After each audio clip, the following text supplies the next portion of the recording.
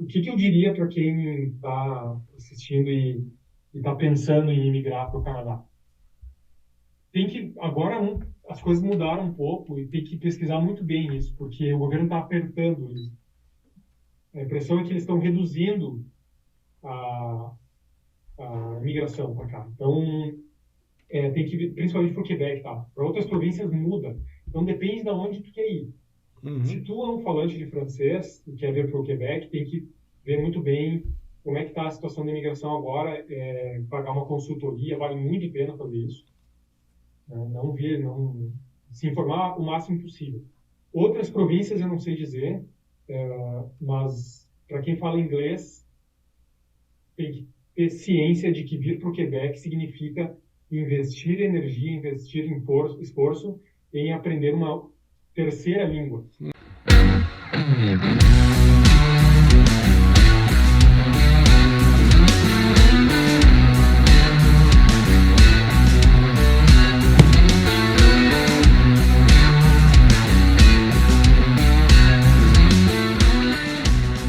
Salve, povo! Bem-vindos a mais um podcast do Ibra, o Ibra Talks. E hoje a gente está aqui com quem? A gente está aqui com o Tarso Hofmeister. Ele está direto do Canadá falando com a gente. Vocês vão saber bastante coisa sobre o Canadá. Ele é arquiteto também. A gente vai perguntar alguma coisa de arquitetura também. Então, fique aí, fique até o final que vai valer a pena. E eu já falo no começo para vocês que não pode esquecer o peteleco no positivo. Isso daqui é super importante para a gente e para você poder receber também mais notificações.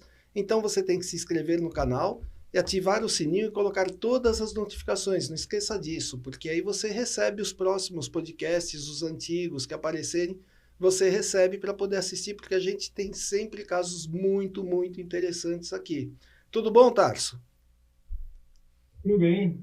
Bacana. E eu tô aqui com o Cláudio Pedro. Tudo jóia, Cláudio? Salve, tudo jóia. Bacana.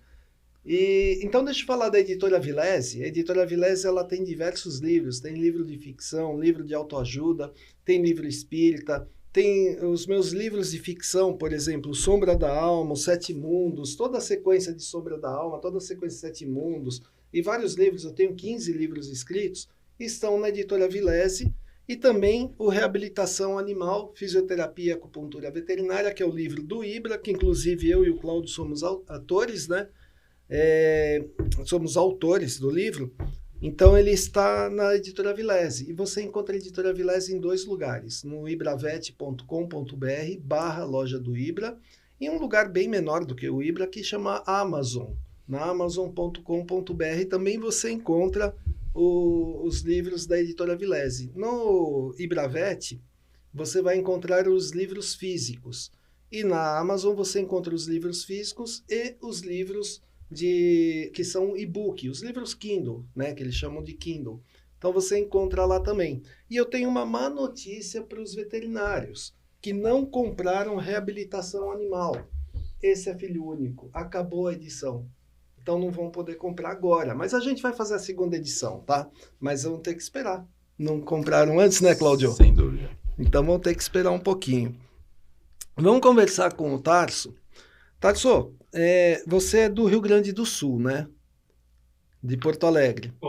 Depois a gente vai falar um pouquinho das cheias lá. A gente está em 2024, porque esse podcast vai ficar muitos anos, né? A gente está aqui em 2024, um pouquinho depois de ter ocorrido as cheias no Rio Grande do Sul. Mas vamos falar primeiro de coisa boa. Você mudou para o Canadá recentemente. Faz quanto tempo? 1 ano e meio? 2 anos? Faz quase 2 anos agora. Quase 2 anos. Chegou em setembro de 2022. Tá. E o que te deu na cabeça de mudar para o Canadá? O que aconteceu? Bom, primeiro, deixa eu só agradecer aqui o convite, né, antes de começar a falar. Ah, sim. Muito obrigado pelo convite. Fiquei muito feliz. Primeiro porque eu acompanho, já vi vários episódios aí do Ibra Talks, mas também por outros motivos aí, né, que talvez o pessoal veja depois durante a live aqui, durante o podcast. Então, muito obrigado, muito obrigado.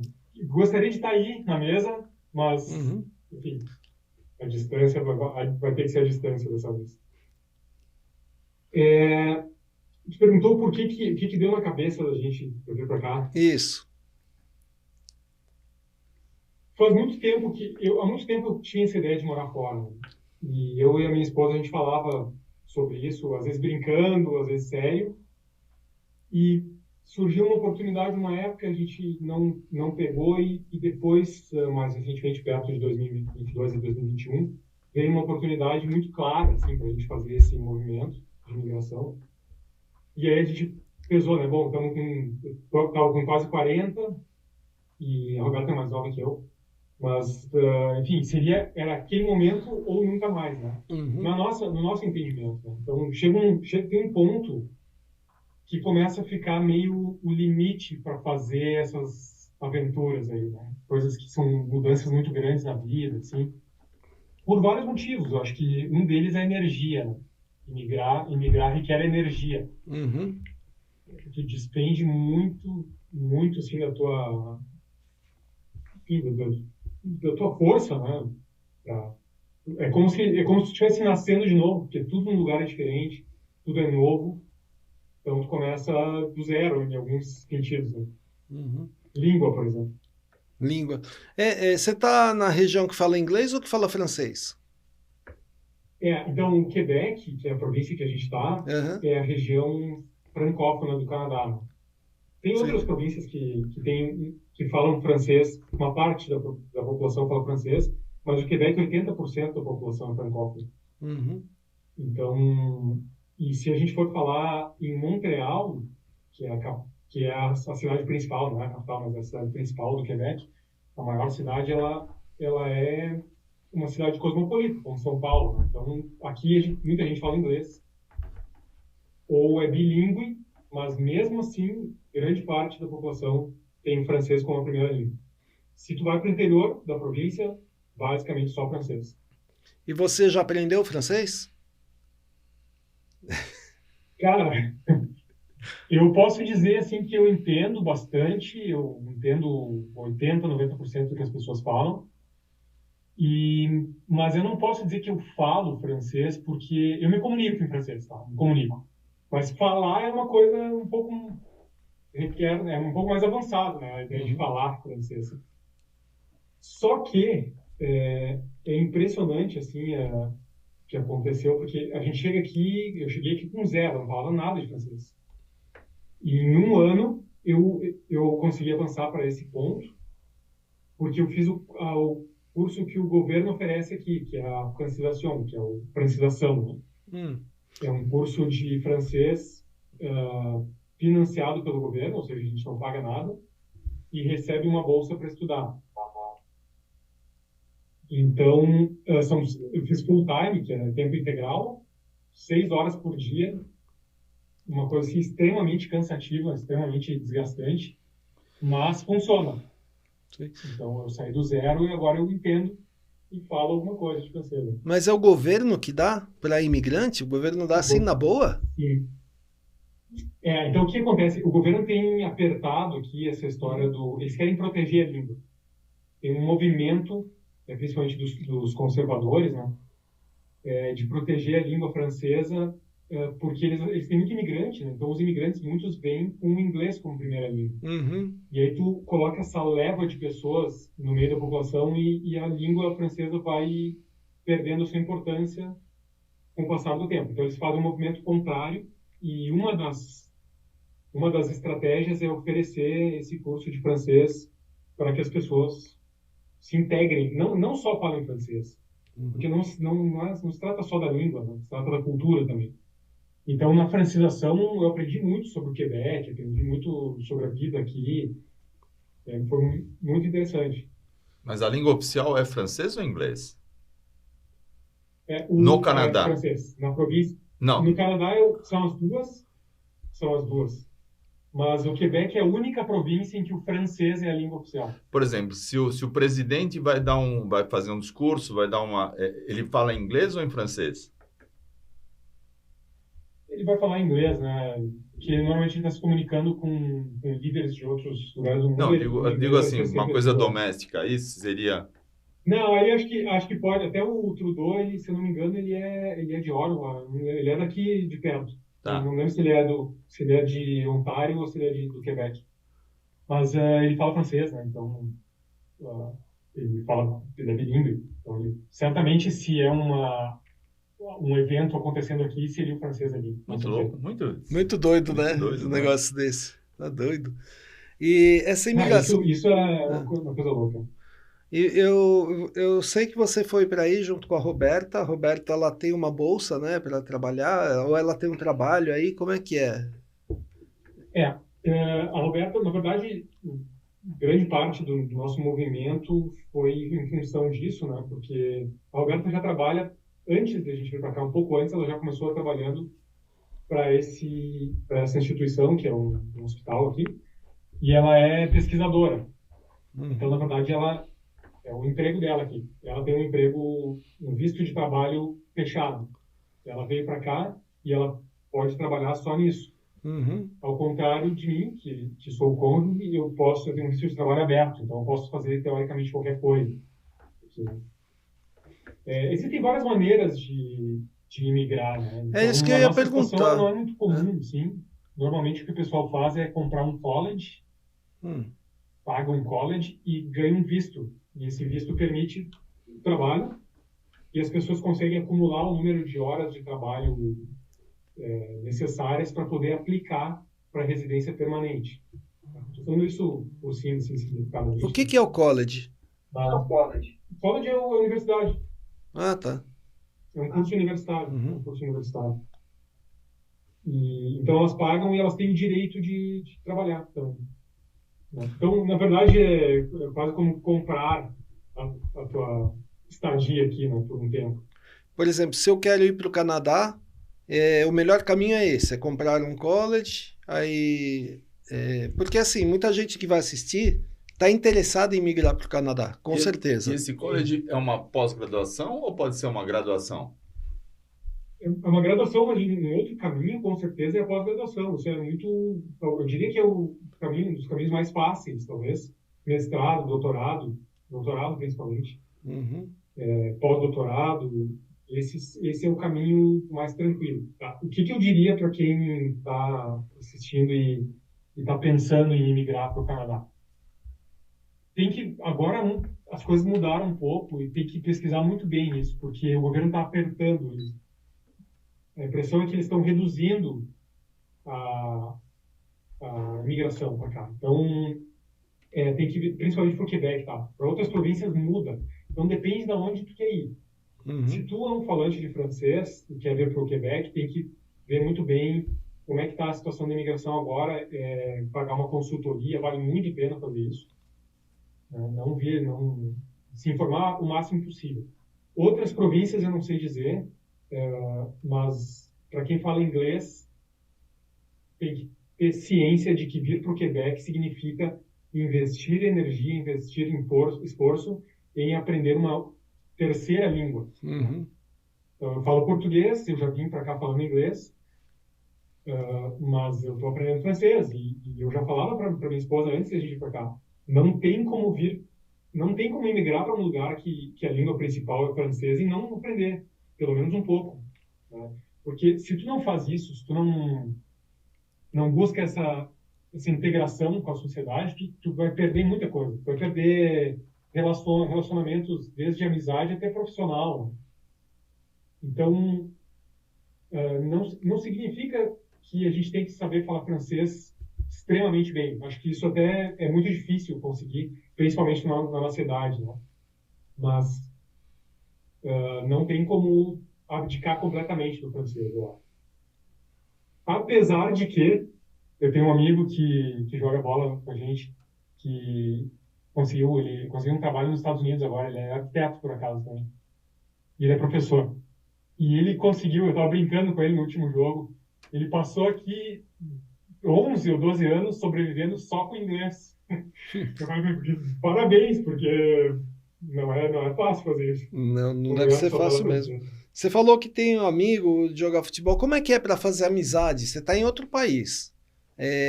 Aqui a gente tem amizade desde que nasceu. Por exemplo, o César, que é meu sócio, é meu amigo desde os 8 anos. O Cláudio é meu amigo há 24 anos. Se eu saio daqui e vou para o Canadá, Eu tenho 0 amigos. E aí, como é que é para fazer amizade aí? Cara, essa é uma excelente pergunta. E eu acho que ela se estende, não significa só o Canadá, né? Qualquer outro país. Quando a gente imigra, quando a gente vai para fora, a gente tem uma rede reduzida ou nenhuma, né? Então, eu diria que fazer amigos é igual, é como em qualquer outro lugar aqui. A questão é que a gente está começando de novo, né? Conhecer as pessoas e tal. Uma das coisas que eu sempre fiz na vida, assim, inclusive em outras viagens que eu fiz, né? Quando eu era mais novo, eu fiquei um tempo fora também. É se manter aberto, assim, se manter sempre, perguntar, conversar com as pessoas, interagir. Surgem as coisas mais loucas dessas situações. Então, um exemplo, no terceiro dia que a gente estava aqui, eu e a Roberta, a gente tinha recém-chegado, a gente alugou um Airbnb, num lugar muito legal de Montreal aqui, e que tem uma ciclovia junto ao canal, um canal que tem aqui, que tem eclusas e tal. E tem uma lojinha que aluga bicicletas. E eu já estava no ciclismo há bastante tempo, assim, como hobby, né?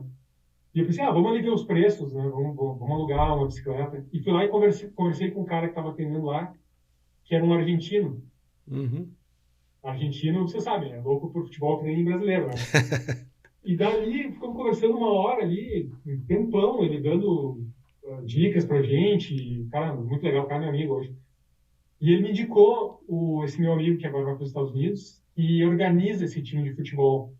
E aí o cara já me ligou na semana seguinte, já fiz parte, comecei a jogar com eles e estou aí, já estamos na segunda liga Ah, de verão que a gente está jogando agora, olha. né? Então, e o futebol, para quem joga futebol, é fantástico para isso. A amizade tu faz um monte, assim, abre portas. Assim. Mas eu diria que, de modo geral, é isso, é se manter aberto, assim, é isso que faz tu conhecer as pessoas. E, claro, as tuas atividades diárias, né? O teu local de trabalho, por exemplo, a Roberta tem um monte de amigos que são do trabalho. Né? E aí acontecem coisas, tem churrasco, tem Uhum. churrasco no parque no verão, né? Essas coisas E, vão acontecendo. e tem muito imigrante, assim, por exemplo, eu sou amigo de um indiano, de um português, de um, sei lá, de um árabe. Tem muita coisa assim ou tem muito brasileiro? Cara, para você ter uma ideia, eu só tenho, a gente tem um casal de amigos que são brasileiros e Uhum. que a gente já conhecia no Brasil, já antes de ir para cá, a Roberta já conhecia, e eles moram a uma quadra da gente aqui. Eles até têm uma história legal, depois posso falar um pouquinho sobre eles.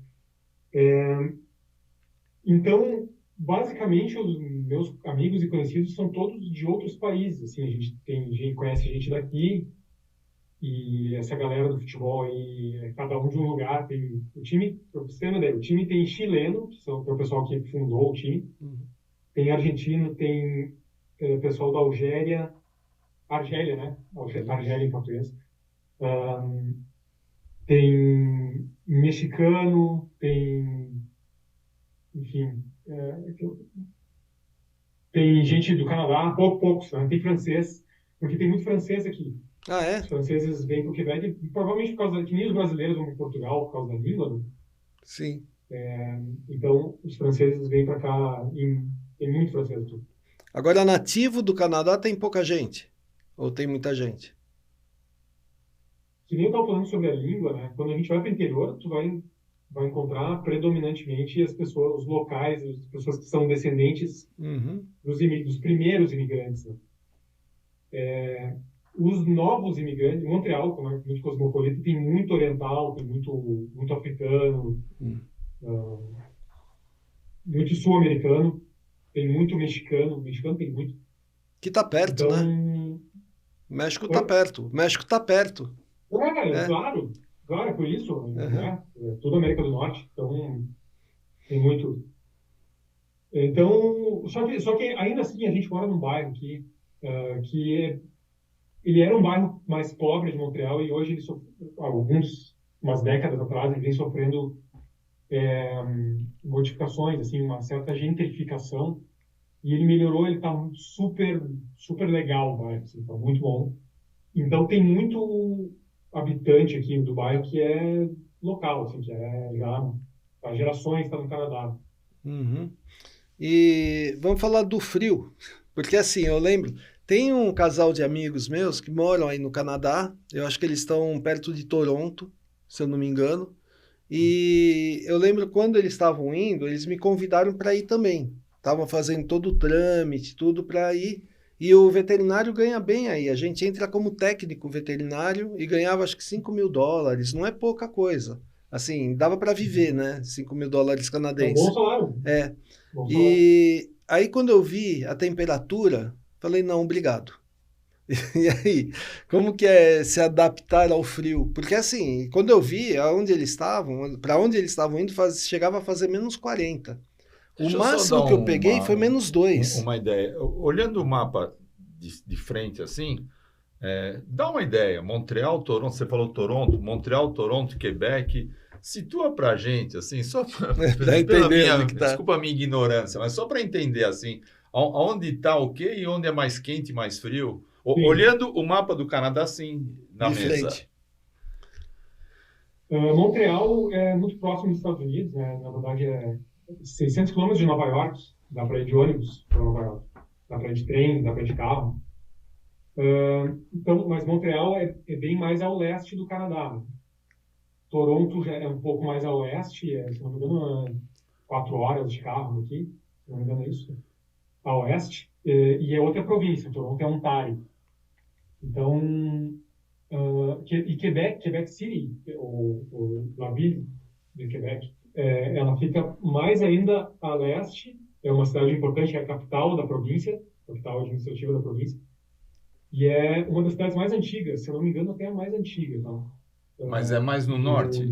É mais norte do... Da Nouvelle-France, que era o território esse ocupado pela França originalmente. Não, a Quebec City, ela é bem é quase horizontal, assim, quase paralelo, quase no mesmo paralelo que Montreal, mais para leste, né? E mais frio, Montreal é uma cidade muito fria. Eu desconfio que por outras condições, tá? Porque a latitude não é tão alta. Se for ver Paris, a latitude é mais alta do que Montreal. Uhum. Mas Montreal, por algumas condições climáticas e geográficas aqui, talvez de corrente de ar e tal, ela é muito fria. Porém, esse medo que as pessoas têm do frio, quando tu chega aqui, tu vê que é tranquilo, não tem que ter medo disso, isso não é um problema. Basta saber se vestir corretamente, o que tu aprende no primeiro inverno. Apanhou? E também, as casas, todas as estruturas são perfeitamente isoladas e climatizadas. Então, o que acontece? No inverno, tá? Teve dias que eu tive que ir para aula lá no primeiro inverno, para aula de francês, e estava menos 27 graus. É louco. Nossa, frio, né? nossa. E os caras não interromperam as aulas. Eles são muito rígidos lá no CEGEP, onde eu fiz, na escola onde eu fiz. E aí o que acontece? Eu saio de casa com um casaco apropriado, calça. Bom, enfim, depois a gente pode falar sobre as roupas, mas eu saio de casa, pego o ônibus a 50 metros aqui, o ônibus também é climatizado, obviamente. Uhum. Chego em frente à escola, caminho mais uns 50 metros até entrar na aula e de novo. Então, a exposição ao frio é muito pouca. A não ser que tu esteja fazendo um esporte na neve, alguma coisa assim, e aí tu vai te vestir corretamente e também é tranquilo. Tu tem as roupas aqui adequadas. Né? Então, o que seria talvez difícil para alguém que esteja pensando em migrar para um país como o Canadá? É o tempo de duração do inverno e a baixa luminosidade. Isso é um problema que a gente toma vitamina D, né, para evitar depressão, coisas do tipo, né, e outras doenças. Então, tem vários cuidados assim que tem que tomar nesse sentido. Estamos falando de quanto? Mais de 6 meses do ano é frio? De frio... Não, de frio extremo vai assim de novembro a março, no máximo. Novembro. As primeiras neves é em novembro. E aí tem umas nevascas grandes. E a luz são quantas horas de luz? Durante o dia, tá O quanto? dia. Olha só, agora a gente está casualmente hoje é 21, né? Hoje é dia 21. Então hoje é o dia mais curto no hemisfério sul, né? Dia do ano mais curto, de menos horas de sol no hemisfério sul, e o dia mais longo no hemisfério norte. Então, sei lá, está escurecendo aí em São Paulo. Deve às estar 5 da dando, tarde. deve tá dando 11, 12 horas de dia hoje, Aqui em São São Paulo. Paulo. Aqui no inverno, 4 da tarde já está começando a escurecer. Ah, Tá escuro. tipo Londres. Londres é isso também, É. né? Londres, 4 horas da tarde, tá Então, escuro. Tá na mesma foi o que eu disse, latitude, quanto né? mais ao norte a gente for, né, mais curto é o dia, né? Então, Montreal não é uma cidade com uma altitude muito alta, relativamente, né? Por exemplo, Porto Alegre está a 30 graus sul. Montreal, se não me engano, é 42 ou 45. 45, ó. Então não é uma diferença tão grande, assim, né? Ah, tá. Tem cidades na Mas Argentina ali, que nem são tão ao sul, que tem essa latitude. Então, a diferença de temperatura é muito grande. Lá no, é muito grande, É. muito grande. no sul, você, sei lá, quanto que chega? 8 graus. Sei lá, mais ou menos isso, né? É aqui em Na Porto Serra Alegre. neva, né? Ah, não, na Serra, mas assim, onde você morava, que é Porto Alegre, chega o quê? 8 graus, 10 graus, já tá muito frio. 5, 7, isso mesmo. Aí você tá a menos 27, o negócio... Porque eu fiz uma viagem para o Uruguai e a gente pegou, você tava junto, inclusive, a gente Sim, pegou o sim. quê? -2, aquele dia que a gente quase morreu congelado na rua? Acho que foi isso. E assim, eu Mas- quase morri congelado. 27, eu imagino que eu vou estar andando, eu travo e o nariz cai. Mas o segredo é a Mais ou roupa, menos não isso. é? O segredo você É a tá roupa. preparado, né? É a roupa. É. Mas tem outra coisa, um dos aspectos é esse, que a gente não tem casas apropriadas, estruturas apropriadas no sul do Brasil incluindo no sul da América do Sul. E a roupa também. Os uruguaios já têm um pouco melhor, eu acho, a roupa, pelo menos.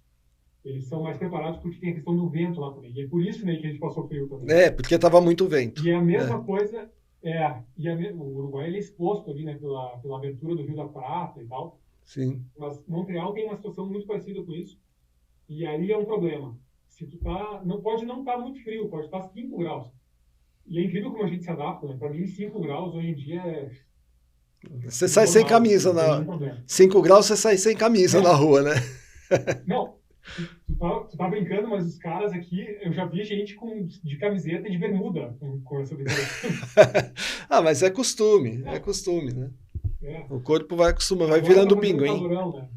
Esses dias tá muito quente. Hoje tá um pouco menos quente, tá uns 20 e poucos, 24. Um calorão. Calorão, 24. Eu ia dizer que os caras aqui estão morrendo de calor. Eu vejo as pessoas comentando na rua. Eu vejo os francófonos aqui, qualquer um falando, O calor tá insuportável. Tá insuportável. Pega um desses daí, muito trabalho. pega um desses e coloca no Rio de Janeiro, o cara derrete. Certeza. 40 graus no Rio. Alguma dessas é litorânea, Montreal? Tá perdido no mapa. Litorânea? Alguma delas é? Não, boa pergunta. Montreal está bem longe Montreal está 12 horas do oceano. Tá. Do Oceano Atlântico. Do outro, então... Muito É um mais. país gigantesco. Tem o litoral do Canadá, eu ainda não conheço, mas é uma região muito bonita, assim, e interessante também. Agora, o que tem aqui de próximo, né? Por exemplo, parecido com Porto Alegre. Porto Alegre tem o Rio Guaíba, né? Que é uma das enchentes. Tem o Rio Guaíba, o Lago Guaíba, e Montreal tem o Rio Saint Laurent, que é um rio com umas proporções muito semelhantes, assim, é um rio grande. Inclusive, no verão, tem efeitos parecidos. Eles chamam aqui da canicule, que é um calorão úmido, que tem em Porto Alegre também. Uhum. Então, e geograficamente tem algumas situações parecidas também, de tipo, subir no morro e ver o rio lá embaixo. Tem algumas semelhanças entre Porto Alegre e Montreal, incluindo o tamanho da cidade, o tamanho geográfico, a mancha urbana da cidade, e população. Porto Alegre tem 1.700.000, eu acho, e Montreal 2 milhões, né? Então é bem parecido. Não é uma população parecida mesmo, né? É bacana isso. E então, mas aí me diz uma coisa, como é que você lida com a neve, né? Porque assim, todo mundo fala que a neve é bonito até tá no lugar que tá nevando, né? Então, como é que é a história aí com a neve? Primeiro que a gente mora no terceiro andar de um triplex. Uhum. E triplex não significa que nós somos ricos e temos 3 andares para nós. No Brasil, o duplex é um apartamento com 2 andares, né? Sim. E aqui não, aqui é muito tradicional, são construções aí do início do século passado, quando Montreal teve um boom de população, de imigração vindo para cá trabalhar por causa da industrialização. E então se construiu muito dessas casas geminadas que para o brasileiro, quando ele lá, ele vai ver como se fossem apartamentos colados uns nos outros. Então, o triplex é um apartamento de 3 andares e a gente mora no terceiro andar. Isso significa que, em relação à neve, a gente não tem que estar lá embaixo limpando o tempo todo para sair de casa. Uhum. Tem muita neve, né? Normalmente quem faz isso é o vizinho que mora lá. Ele tem que limpar a porta dele até a calçada para chegar lá, né? Isso pode dar um trabalho. Mas a gente tem deck aqui, no fundo, o apartamento foi renovado há uns anos atrás. Então esse deck acumula neve. Então volta e meia eu vou lá e tiro com a pá. A questão é a seguinte, uma coisa muito interessante que o brasileiro, antes de vir para cá, não faz ideia. A neve, ela não vai embora. Porque uma vez que começou o inverno, começou a primeira nevasca, a temperatura vai ser sempre abaixo de zero. Uhum. Isso significa que sempre acumula neve. Então fica lá. Isso é uma coisa que parece meio óbvio, assim, mas quando tu vê o que isso resulta no dia a dia, significa que vai sempre crescendo a montanha. E aí o que os caras fazem em lugares públicos, vem caminhões e recolhem essa neve, e levam embora e tal. Mas no microcosmos ali da casa, a gente simplesmente joga a neve pro lado. É. Ou joga para a calçada e todo dia de manhã, é incrível isso, mas todo dia de manhã passa uma moto niveladora limpando a calçada e jogando essa neve para cima dos carros que estão estacionados e para o outro lado também, para o recuo de jardim das casas e tal. Aí o que acontece? 5 da manhã por aí passa essa moto niveladora e joga sal também na calçada que ajuda a derreter a neve. E na pista de rolamento, na rua, onde passam os carros, também acontece a mesma coisa. Então, uma moto niveladora joga para um lado a neve e a outra joga para o outro. No meio disso está a faixa de estacionamento. Então, quem vai pegar o seu carro às 6 da manhã, 7 da manhã, 8, tá, encontra uma montanha de neve. Então, eu vejo várias vezes os caras manobrando, patinando, limpando. Por lei, aqui tu tem que limpar todos os vidros do carro antes de sair. Uhum. Obviamente. Então, tu perde ali uma meia hora fazendo isso. Nossa, Quem todo não tem dia. garagem, quem não tem garagem. Quem tem garagem é uma maravilha, porque o carro está protegido lá dentro. Tu sai e tá limpinho, não tem que fazer nada. Vale a pena ter carro aí? Como é que é o transporte público? Essa é uma boa pergunta, cara. Essa é uma boa pergunta, porque varia muito em relação ao perfil pessoal de cada um. O transporte público é excelente. O Metrô? transporte público é metrô e ônibus. E outros meios de transporte que eu posso falar um pouquinho. Mas metrô e ônibus, eles te levam para qualquer lugar e de uma maneira eficiente, rápida. Né? Tu tem aplicativos, tu vê a hora que o ônibus está vindo. Então, isso é outra razão pela qual a gente não passa muito frio aqui. Porque eu sei que o ônibus está vindo em 2 minutos que ele vai estar na parada. Então, eu saio de casa nesse momento. É legal, né? É legal. Então, eu encontro o ônibus chegando na parada. Uhum. O Brasil já tem algumas coisas assim. Tem. Porto Alegre tem aplicativo, São Paulo deve ter também, né? Tem, mas não funciona muito bem, para falar a verdade. Tem esse aplicativo, mas tem o aplicativo, mas não funciona muito bem porque atrasa por causa do trânsito ou vai mais rápido do que deveria. Então, sempre dá algum probleminha. Sim, Bom, isso é uma coisa que é muito boa aqui, que é o fato de que tu pode contar com o transporte público de modo geral, tá? Uhum. Eu estou dizendo, é muito bom, mas ele não é perfeito, né? Então, outro dia eu saí daqui para jogar. A gente está jogando essa liga de verão e os jogos variam em diferentes estádios, em campos. E eu saí com uma certa margem de segurança uma hora antes. Cheguei no ônibus, o ônibus tinha que trocar de motorista numa estação de metrô e o motorista avisou que ia ter que ficar esperando o motorista porque o metrô tinha paralisado em função de alguma coisa. Às vezes acontece aqui situações, né, que acontecem em várias cidades do mundo terríveis e o metrô para, né? Ou às vezes é uma emergência médica, enfim, qualquer outra coisa. O motorista não chegou, o ônibus ficou parado, fui pegar o metrô estava atrasado também e quase me atrasei. Mas isso é um evento raro. Tá? O fato é que tu pode contar muito bem com o transporte público, o que faz a gente pensar se vale a pena ter carro. Não é uma coisa cara. Aqui, imposto de carro, IPVA, essas coisas é barato. Ter um carro é barato. Gasolina é barato. Gasolina é barato, relativamente barato. O carro é barato, o que não é barato talvez seja o seguro e outras taxas que tu tem que pagar.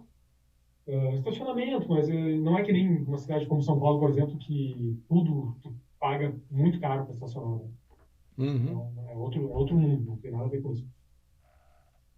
Mas, enfim, se tu quer ter um carro, é tranquilo, é fácil, relativamente fácil. Só que tem alguns inconvenientes, como esse que eu estava falando da neve, do clima, né? Por exemplo, por lei, tu é obrigado a trocar os pneus em determinado período, antes de chegar ao inverno. Tu tem que trocar por pneus de neve. Né? Então, tu tem que ter 2 jogos, né? Tem que ter 8 pneus e rodas para trocar todo ano. Então, substituir, né? Certo? Substituir um por outro. Então, tem alguns inconvenientes, assim, mas todas essas coisas... aí quando tu pensa assim, tá, mas como é que é no Brasil? Tu tem outros inconvenientes. Ah, sim. Então, tudo é relativo, sabe? Não é uma coisa muito trabalhosa, assim, muito complicada. É questão de acostumar, né, com as leis. E falando em lei, as leis são diferentes do Canadá e do Brasil. Aqui no Brasil, por exemplo, eu já praticamente conheço por cima todas as leis, né? A gente sabe, eu não posso fazer isso, não posso fazer aquilo, o imposto a gente sabe porque usa há muito tempo. E você tem que estar num país que tem leis novas. Como é que você se acostumou com as leis ou ainda está se acostumando? Eu vou até dar uma entrada. Você chegou a fazer a lição de casa antes de sair do Brasil? Para ir para o Canadá? Sendo que a lição de casa? Eu fiz algumas. A lição de casa é entender essas leis, entender o que você vai enfrentar. Toda a rotina do canadense, tudo o que você pode, o que você não pode, né? Porque a pior coisa que tem é chegar com o pé esquerdo, né? Chegar já... Sim. Né? A gente pesquisou bastante, assim. Primeiro, bom, uma coisa, a nossa instituição ela é um pouco singular, assim. A minha esposa já tinha vindo para Montreal em 2015 para fazer um pós-doutorado. E eu vim para cá visitar ela, então eu tive uma ideia geral, assim, da cidade. Tá. Mas, claro, eu era, comparado com hoje, uma criança ali em 2015 em relação ao Canadá, não sabia nada. Então a gente pesquisou bastante algumas coisas antes de sair, as coisas principais. Não adianta ficar louco, quem está fazendo o movimento de imigração, achar que vai saber tudo. Tem que vir para cá, e aí tu vai aprendendo. E uma das coisas fundamentais, para mim, pelo menos, foi fazer a francização, porque, como eu falei, ela é não só um curso de línguas, ela é um curso de integração da cultura local. Então a gente tinha atividades de animação, não só aula o tempo todo, em que a gente fazia jogos, em que a gente visitava lugares aqui, em que os animadores falavam para a gente detalhes da cultura, coisas assim muito específicas, interessantíssimas que eu aprendi lá. E tudo isso vai formando uma ideia do que é o lugar, e quando tu percebe, tu já está assim, entendendo bastante. Entretanto, tem coisas que eu não sei se um dia eu vou conseguir entender, e talvez sim, vai levar mais tempo, que são sutilezas assim, da relação entre as pessoas, sabe? Do senso de humor. São coisas que, às vezes, é meio difícil para o brasileiro entender, sabe? Mas acho que com o tempo, talvez, venha. Mas no senso de humor, como é que é? Porque o brasileiro tem um bom senso de humor, né? É conhecido por ter um bom senso de humor, né? Mas e aí, como é que é? O pessoal tem um bom humor, é marrudo? Como que o pessoal é no dia a dia? Eu acho que eles não são. Eu vejo que quando eu vejo que as pessoas se conhecem e se encontram, eles são muito de rir e de falar e conversar. Assim, é muito parecido com o Brasil isso, sabe? Uhum, Lembrando que nós somos todos americanos, né? sim. O Aham, território se estende lá do sul da América do Sul até o norte aqui do Canadá e a gente tem histórias mais ou menos parecidas, mesmo que a imigração aqui seja francófona e anglófona, né, do Império Britânico e dos franceses, o que faz uma grande diferença, mas como nós somos países novos, tem algumas coisas em comum, assim, sabe, que eu acho que não tornam a gente tão diferentes. Mas eles são, sim, eles são um pouco mais sérios, principalmente quando tu não conhece a pessoa, uhum. né? Por outro lado, eu começo a achar que o brasileiro é muito festivo, assim. Vocês conhecem aquela piada do churrasco de carioca, né? Que não Não. sei se é conhecido. Não. Não é uma piada, é uma ideia, assim, que o carioca um encontra o outro e eles falam, quando é que nós... Ah, que bom te ver, faz tempo que a gente não se fala, vamos fazer um churrasco qualquer hora. E esse churrasco nunca vai acontecer. Ah, tá. Isso Tá. daí é de paulista também. Não é só de Ah, carioca, tá. não. O paulista passa lá em Pode casa. ser, pode O ser. paulista passa lá em casa e não dá o endereço. É mais ou menos assim. Então, coisas do tipo, sabe? Eu acho que aqui as pessoas, elas não falariam do churrasco, entendeu? Se elas não têm interesse, elas não vão mencionar isso. Uhum. Simplesmente o tal tá certo, tá tudo certo. Nós conversamos, foi bom te ver, tchau, entendeu? Entendi. São mais sérios nisso, né?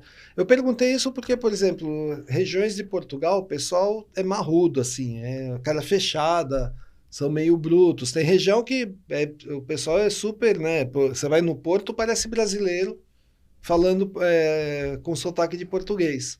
Agora você vai para No Porto é Lisboa, mais... tudo, é um pessoal mais sério, assim, tudo é sério, tudo é sério. E aí eu queria saber essa diferença, se no Canadá é assim ou se não é. Cara, não é assim. Entre amigos, normal, como se estivesse no Brasil. Uma coisa assim, que é chama muito a atenção de um brasileiro aqui, e que é extremamente claro, assim, eles são muito educados. O canadense é muito educado. Uhum, Isso é uma diferença brutal, assim. Então, bom dia, obrigado. Não só isso, não só essas palavras de introdução, né, mas também o respeito, assim, do espaço do outro, o que talvez leve a imaginar que eles são um pouco mais frios também. Pode ser isso, uhum, porque existe uma preocupação, assim, em não invadir o espaço do outro, em não criar um problema, sabe? Existe um pensamento, se colocar no lugar do outro, assim, eu acho que existe um clima geral, assim, sabe? Que eu acho fantástico, eu acho muito bom. Me E, a- chamou muita e, a- atenção. E eu no Brasil, e aí é merci e bonjour que fala. É, né? bonjour é quando a gente não conhece a pessoa, né? Mas existem outras salutações assim mais informais, né?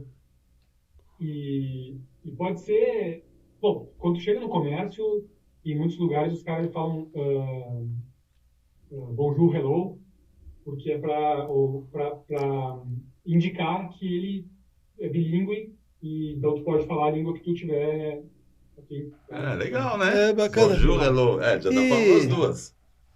e salut, É, ça va, é, usa quando? Salu é para amigos, assim, é uma É mais para informal, amigos. né? Savá Aham. significa tudo bem? Salut, ça va, então é para amigos. Sim, Tá, e sim, é. bonjour E, seria para um desconhecido. não, não, posso dizer bonjour, Savá? Posso dizer para alguém que eu não conheço, né? Savá, ele serve para muita coisa. E eu respondo também Savá, Savá bien. Aham. Que tá tudo bem. Ça va bien é tudo bem, né? É, É, sim. por aí. Entendi. E Mas é Uma coisa que eu tenho curiosidade, porque assim, você vê França e Inglaterra, hoje eles são assim, um dá mão para o outro, tal, até eles conversam, mas eles são inimigos históricos, né? Tiveram guerras, Sim. e assim, o francês não admite que você fale inglês, porque ele não admite, tem que falar francês com eles na França, por exemplo. E então assim, você tem dois povos que são dois povos que estavam sempre em conflito. E aí no Canadá você tem esses dois povos. Tem conflito, tem essa coisa tipo Brasil e Argentina, paulista com carioca. A gente não chega a brigar, né? Mas eu digo algum conflito maior, alguma coisa? Essa pergunta é muito boa.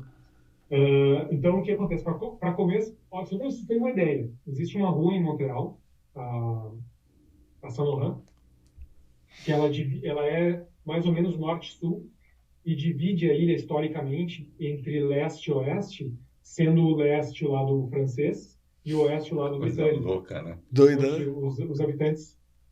E os imigrantes, isso eu estou falando de séculos atrás, tá? Décadas atrás, antes do século passado. A La Main, ou The Main, que é em inglês The Main Street, mas também essa mistura de línguas faz com que os francófonos chamem de La Main. Uhum. Então, os imigrantes se instalavam ao longo da avenida, nas quadras ali adjacentes, mas franceses para um lado e britânicos para o outro. Não? Então, isso era muito claro. Hoje em dia, é claro que isso... Nem as novas gerações não estão mais interessadas nisso. Se vocês vissem como eles misturam as línguas aqui, francês e inglês, mas depois a gente fala sobre isso. Mas o que acontece? Esses conflitos, eles existem ainda, principalmente quando se trata dos conservadores, né? Aquilo que eu estou falando da preservação da língua.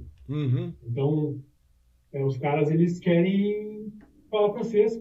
Muitos nem falam inglês bem, ou não falam nada. Né? Mas os bilíngues, eles não estão interessados nisso. Os bilíngues não estão interessados nesse conflito mais. E tem coisas assim, do tipo, curiosidades. Nas placas dos carros, tem uma frase que está escrito assim, Je me souviens. Significa eu me lembro. Existem diversas teorias sobre qual a origem dessa frase, tá? Mas algumas delas associam a essa opressão que os francófonos sofreram, porque em certo momento o Quebec, inclusive é La Belle Province, que é a bela província, né? É o nome carinhoso da província, mas um dia esse território era todo francófono. Os franceses foram os primeiros que chegaram aqui. Tá. E aí, em certo momento, os britânicos tomaram conta, ganharam a batalha, não lembro agora o nome da batalha, mas isso foi lá em umas planícies ao lado de Quebec City. E desde então, o domínio foi anglófono, né? E depois teve a unificação do Canadá, e aí a história decidiu. Mas então existe sim essa espécie de conflito, mas é diferente. Não tem uma animosidade como existe, por exemplo, Argentina e Brasil, tem futebol, tem uma certa violência assim, no ar. Né? Não tem isso. É interessante saber, né? Porque a impressão que dá é que teria alguma coisa, algum problema. Porque até hoje tem problema entre França e Inglaterra, né? Então a impressão é que isso daí seria transportado para o Canadá. E você falou que eles misturam muito a língua, que ia falar depois. O que acontece de misturar muito a língua? Muito louco isso. Eu fazia francês numa escola, no CEGEP, que é uma escola anterior à universidade aqui. Eles vão lá fazer cursos técnicos e depois escolhem um curso universitário. Tá? Tipo FATEC. E talvez isso. Sim. E aí tinha uma gurizada lá, né, estudante. A gente tinha as salas destinadas à francização, um andar para a gente, mas o resto do CEGEP, uma escola enorme, eram estudantes de 20 e poucos anos. Então, uma outra geração, e essa gurizada fala francês e inglês, assim, eles falam uma frase em francês, uma em inglês, uma frase, e é normal. Que doideira! Jovem, né? É muito louco. E eu fiquei curioso com isso, e fiquei perguntando, mas por quê, né? E tem até um nome, acho que é franglais, alguma coisa assim. É um nome que mistura as duas línguas. E eu fui perguntando, e pelo que eu entendi, assim, é uma espécie existe uma moda disso, até porque esses jovens eles são bilíngues, eles falam as duas línguas. Uhum. Mas tem também um fato interessante, que tem ideias que tu expressa melhor em francês ou em português, por exemplo. E tem ideias que tu expressa melhor em inglês, que são fáceis de falar em inglês. Então eles vão alternando, conforme o que vem na cabeça. Então o futuro vai ser uma terceira língua, que é uma mistura das duas. Se bobear. Olha, pelos esforços do governo, acho que não. Mas não adianta o governo esforçar e a geração toda não querer seguir o que o governo está falando. Né? Então, se é uma geração que está misturando, essa geração vai ter filhos misturando, que vai ter outros filhos misturando, vai chegar uma hora, se bobear, vai ser uma terceira língua, que é uma mistura de inglês com francês. Uma outra lição de casa que eu me referi também, com relação à comida, né? Antes de sair daqui, você sabia sim. o que se come e o que não come aí. A França, tradicionalmente, é a melhor cozinha do mundo, né? O que vocês comem? Comida francesa? Cozinha francesa? Bom, olha só, a comida mais popular aqui, que é a poutine, que é uma batata frita com molho em cima, tá? Essencialmente é isso. Tem outras coberturas, mas essencialmente é batata frita com molho. Então é uma comida muito simples, né? Tem também um prato que é um sanduíche que eles dizem que é daqui, mas os americanos tentam se apropriar disso, que é um bagel com um peixe, eu acho, não me lembro agora bem.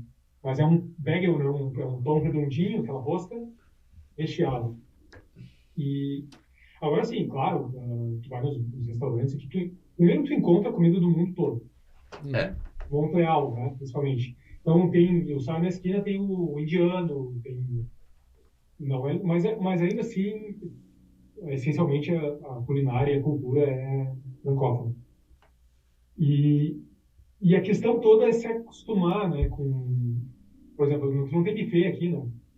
Não. Tem um prato pronto. Uhum. Escolhe um prato. Comida por quilo. Não tem por quilo? Não tem. Isso é uma coisa muito boa do Brasil que...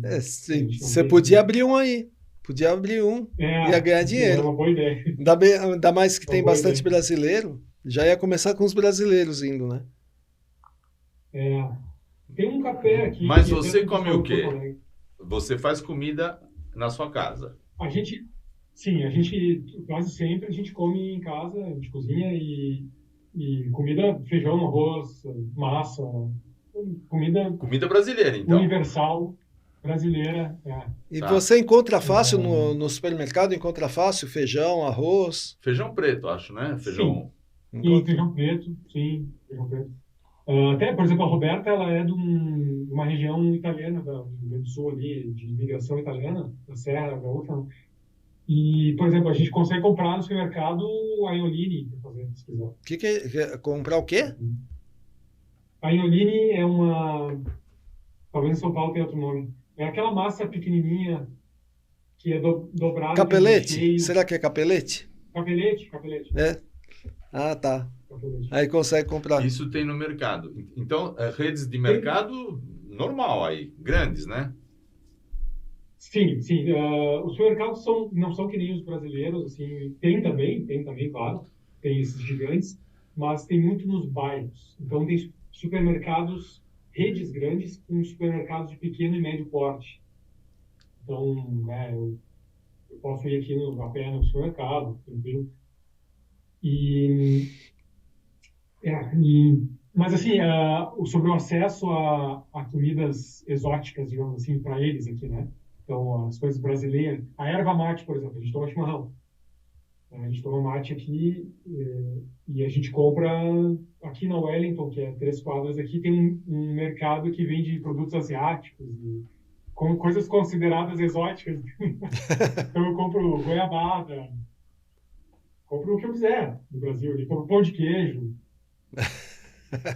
E a erva é boa? A erva que vem de lá é boa. É? Eu posso comprar erva argentina e uruguaia também, que eu não gosto muito.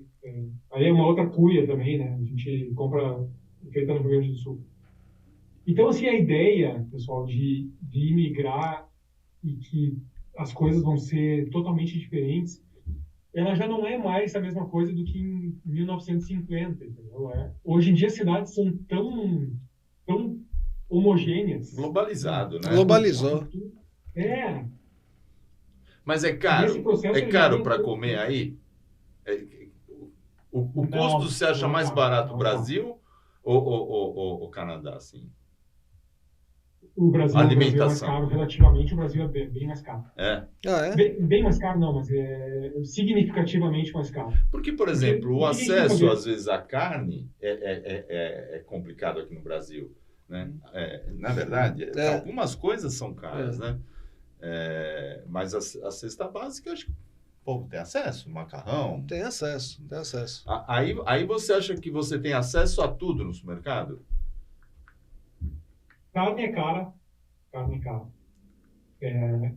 Por exemplo, um salmão, sei lá, meio quilo de salmão vai custar uns $16. Aí tem bastante pescado, então. Alimentação. Tem, o Quebec, ele tradicionalmente, os caras pescam bastante, tradicionalmente aqui. Sei. O Quebec tem muita água, né? O Quebec tem muito lago e muito rio. Inclusive, a matriz energética deles é muito parecida com a brasileira, né? Energia elétrica, por conta disso. Tá. Então, voltando à comida, né? Agora, a questão é que a gente tem que pensar relativamente. Então, com o salário lá que o Ney citou, ali, $5.000, né? Eu consigo viver bem aqui, porque as coisas... Se eu ganhar R$5.000, fica difícil viver com o custo das coisas no Brasil. Sei. A gente vai ter uma vida restrita, compatível com aquele salário ali. E no Quebec já esse valor é um bom salário. Um salário razoável, assim, um bom salário. E você vai ter um filho ou uma filha, né? Ainda não sabe, né? Sabemos. Ah, é? E pode contar? Posso. A gente soube há um tempo atrás aí com esses exames modernos agora. Guria? E como é que é? Você já deve estar começando a pensar como é que é estudo, como é que é escola, como é que é? O governo dá, é bom, não é? Tem que pagar? Eu comecei agora a ver isso e conversar com os amigos aí, informar, né? Então a Roberta também já vem há um tempo vendo, principalmente essa parte primeira agora, né? Porque high school, né, a escola secundária, primária vai ser depois. Mas, então aqui tem creche, né? Primeiro que a licença maternidade aqui é 1 ano. 1 ano? Só que aí ela vai decrescendo a partir nos últimos meses do teu salário. Mas tem lugar que é 2, viu, Sidney? Nos países nórdicos parece que são 2. Né?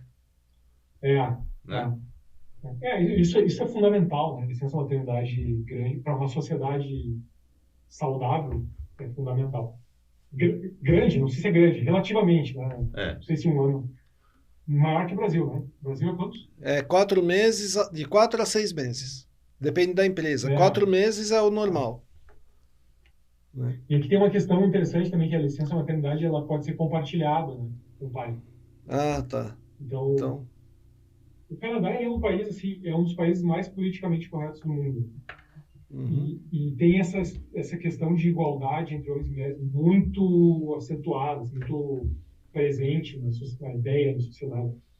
Então, se reflete nessas coisas aí de legislação. Bom, mas aí tem creche, né? Tem creche, e aí isso aí é uma coisa que não tem muita vaga, a gente já vai ver agora para fazer a matrícula, enfim, inscrição, para aguardar para quando o bebê estiver aí, a gente já ter isso engatilhado. E aí ele nasce no Canadá e ele é canadense, então. Sim. Vai nascer aí? Vai nascer aí.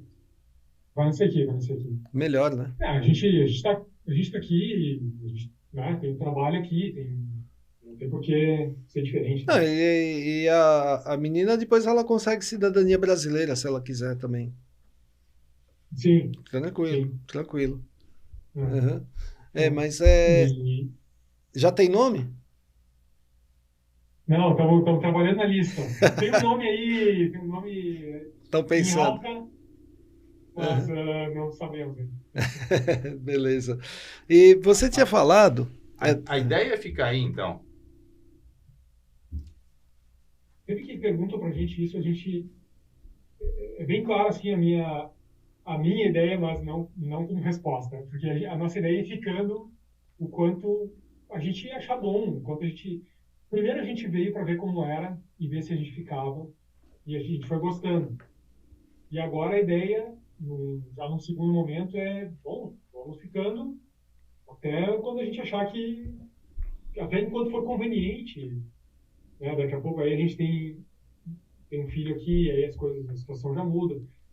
Então, mas a gente veio para cá com a ideia de que as portas permaneceriam abertas no Brasil, né? Como sempre estarão, né? Somos cidadãos brasileiros e a gente tem também a nossa rede lá. Mas, enfim, aqui tá muito legal, tá muito bom, assim. E você... Tem seus perrengues, tem suas dificuldades. Mas onde não Né? tem? Quando eu falo que é muito legal, não é perfeito, né? Não é perfeito. Mas É um onde lugar não que tem, seus... né? Qualquer lugar tem. O importante é encontrar onde tem menos, né? Onde tem menos. E aí, violência como é que é? Como? Violência. Você pode andar na rua à vontade, quando não tem neve. Cara, isso é uma das coisas mais fantásticas aqui, né? É um lugar extremamente seguro, extremamente seguro. Nunca me passa pela cabeça me cuidar, que eu estou falando do celular, ou mesmo de madrugada. Eu volto, às vezes, de madrugada para casa a pé, curtindo a cidade. Mas Eu aqui sou também é arquiteto, assim. então Você não chega, mas você pode voltar. Eu sou um cara contemplativo, assim, eu acho que tem a ver com o perfil dos arquitetos em geral, assim. Uhum. Então eu gosto de ir olhando as coisas, de dia também, né? Mas de noite tu tem a possibilidade de fazer isso. Outro dia, há uns meses atrás, eu voltando do Mont Royal, aquele parque que tem super conhecido na cidade, que, inclusive onde está um Monte Royal, que é o Mont Royal, que eu tenho um belvedere, tu pode ver a cidade de cima. Lá, imagine um parque como o Ibirapuera, talvez, com mais árvores ainda, mais escuro. Tinha uma guria voltando, era já madrugada, ela estava voltando sozinha, era meia-noite, caminhando sozinha Tranquilo. nos caminhos do parque em direção à parada de ônibus, entendeu? E é normal isso. Nossa. Bastante polícia ou nem precisa? Tu vê bastante a presença da polícia em carros e em eventos, principalmente, sim. Mas eu diria que a presença da polícia é muito parecida com a do Brasil, assim, sabe? A viatura, o policial. A polícia é normalmente muito educada, assim, no tratamento. Sidney, eu acho que na escolha. Não que no Isso Brasil, faz diferença. Eu acho que no Brasil a polícia também. Eu acho que o Brasil tem uma das melhores polícias, porque. E isso não sou eu que estou inventando essa informação, é dito por outras pessoas especialistas aí.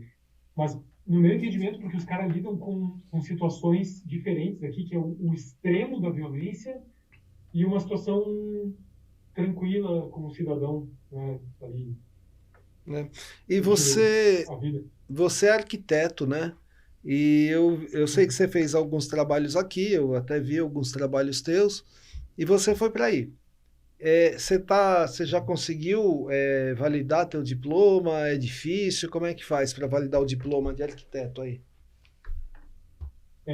Agora eu comecei essa nova fase aí, que é buscar o trabalho, né? Achar algum trabalho aqui, um emprego aqui, porque até então, durante o curso de francês e depois do curso de francês até agora, assim, eu estou trabalhando para minha empresa no Brasil. Eu tenho uma empresa, um escritório de arquitetura no Brasil. Uhum. Então eu fiquei desenvolvendo os meus projetos para lá. Mas em algum momento, que é esse, eu preciso me mudar para o Canadá, né, achar um trabalho aqui, e agora eu comecei esse processo. Bom, sobre diploma, por exemplo. Não é muito fácil, tá? É um processo meio longo e relativamente caro. Normalmente as pessoas têm que complementar a sua formação com um curso aqui que dura cerca de 1 ano, mais ou menos. Agora, isso não impede que eu possa trabalhar em outras coisas, né? Em outras áreas e mesmo em alguma coisa relativa à minha área de atuação no Brasil, na construção civil, uma coisa assim mais administrativa, por exemplo. Só que para ser um arquiteto aqui licenciado, eu preciso validar o meu diploma e pertencer à ordem dos arquitetos. Então, é um caminho que eu ainda vou trilhar e que talvez seja longo. Muita gente não faz isso, tá? Em diversas áreas, não só arquitetura. Não faz por causa do custo ou por ser difícil? Porque todas essas coisas entram na balança, e a pessoa pensa, eu tô com uma vida já tranquila, eu estou trabalhando, meu trabalho está legal, não preciso do meu diploma aqui. Mas é claro, você faz projeto? Aqui no Brasil você trabalhava com projeto? Planta? Sim, projeto arquitetônico, trabalhei minha vida toda com isso, estudei sempre isso, fiz mestrado nessa área. Mas então, poderia continuar fazendo projetos aí, não poderia? E outra pessoa assina? Sim, esse é o... bom, isso... eu posso trabalhar como um desenhista, por exemplo. Né? E lá pelas tantas, essas funções se misturam. Né? Isso depende muito da empresa onde tu está trabalhando. Mas eu gostaria muito de... Meu objetivo aqui, dentro dos nossos caminhos traçados aí, é continuar a ser um arquiteto aqui também, né? Porque eu já investi muito tempo nisso. Eu já fiz isso por muito tempo. Eu não gostaria de mudar a minha área. Mas também a gente permanece aberto assim, às coisas que possam acontecer. Não dá para saber, né? Então, o que a gente faz aqui é traçar um rumo, mas ir avaliando isso a cada etapa, né? Que é o certo, né? É o certo. Você vai avaliando e vai corrigindo o rumo com o tempo, né? Sim, mas é muito importante ter um caminho mais ou menos, a grosso modo, assim, delineado, para tu ter um rumo, né? Para tu ter um caminho. E aí depois vai mudando. E essa liberdade é boa, sabe? Eu acho. Tu pode reavaliar constantemente o que tu tá fazendo. Entendi. Esse lugar que você tá seria tipo alguma região ligada ao estudante? Porque você está perto da universidade da sua esposa, que você mora? O bairro onde a gente mora, isso foi uma boa pergunta também, porque a gente escolheu o bairro justamente por isso. Mais pela proximidade, porque como a minha esposa já veio com o trabalho, a gente já sabia onde ela ia trabalhar, a gente selecionou o bairro por isso, né? Como eu não sei ainda, vou saber em breve, eu não era importante para mim no momento. Então a gente escolheu esse bairro porque era um bairro residencial, porque era um bairro legal, tinha bastante estrutura perto do metrô, 8, 10 minutos perto do metrô, mas passa ônibus na frente aqui. Então a gente selecionou por esses motivos, né? E ela é relativamente perto do trabalho dela, cerca de 10 minutos de ônibus. Ela está vinculada a alguma universidade do Brasil?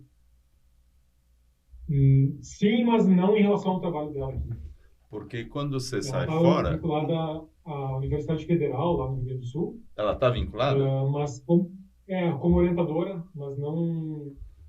aqui o trabalho dela é outro, é pesquisadora, um grupo de pesquisas aqui, que ela, uma área que ela sempre trabalhou. Mas ela tem contrato de estudo aí no Canadá? Ou tem um prazo de validade? Ela tem que voltar, termina ou é permanente? Não tem. É vinculada a uma universidade aqui, a McGill, mas é uma instituição separada. Os detalhes eu não sei bem como funciona isso, mas é um trabalho, é um job, é um trabalho... Tá. Fica melhor porque no Brasil, se você está na USP, a USP te libera para você ir para a Alemanha fazer um curso lá de 3 anos. Quando você volta para o Brasil, você não pode pedir demissão, você tem que ficar um período, você sabe. Tem que ficar, é um contrato. Sabe disso, né? Você ficar 3 anos fora, acho que você tem que ficar 3 anos vinculado. Tem um contrato, porque investiu em você. Investiu em você, exatamente. Verdade. Mas no caso dela é independente, não tem nenhum vínculo, né? Ela não é obrigada a pagar nada no Brasil. Não. E aqui as coisas são um pouco diferentes, sabe? As coisas funcionam muito com doações.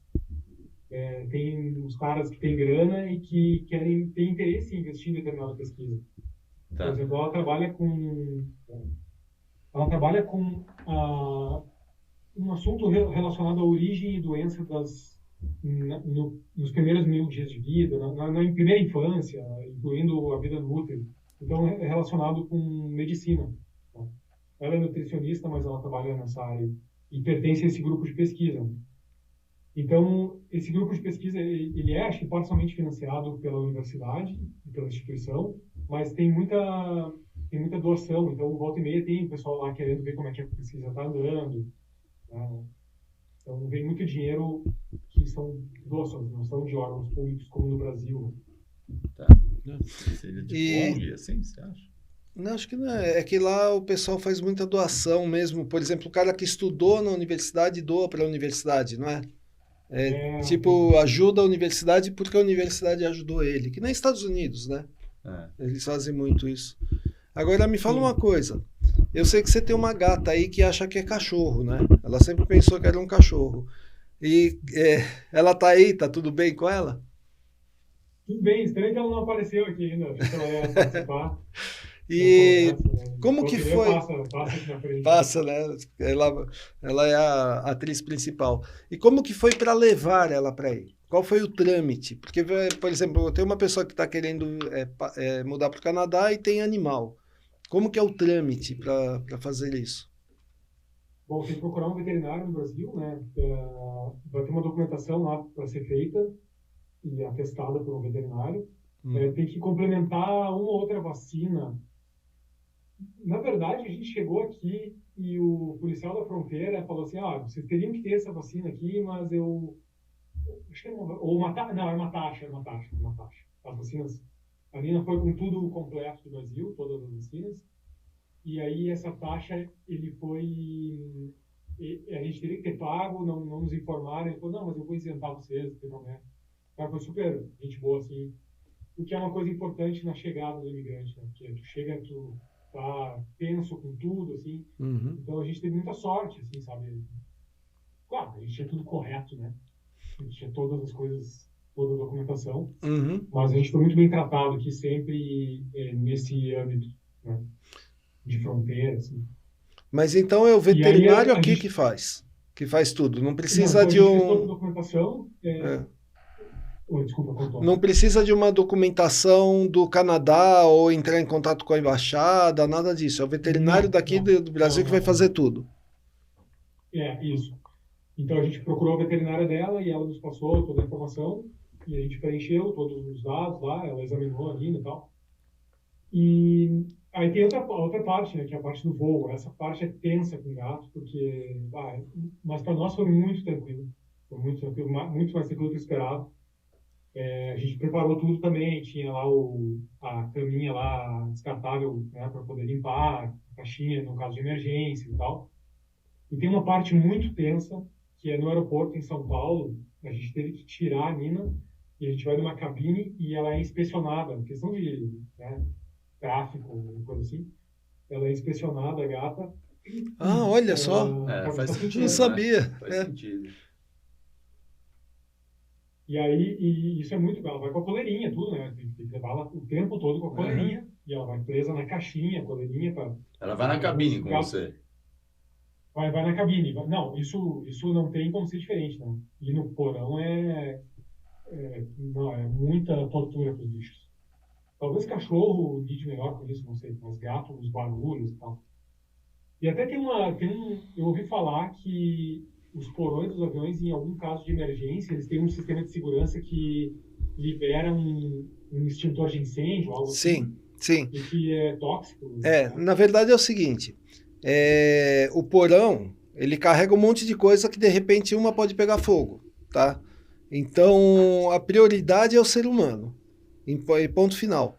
Aí o que acontece? Se der um alarme pro piloto que tem fumaça, não precisa ser fogo, fumaça lá no porão, ele aciona um mecanismo que retira todo o oxigênio.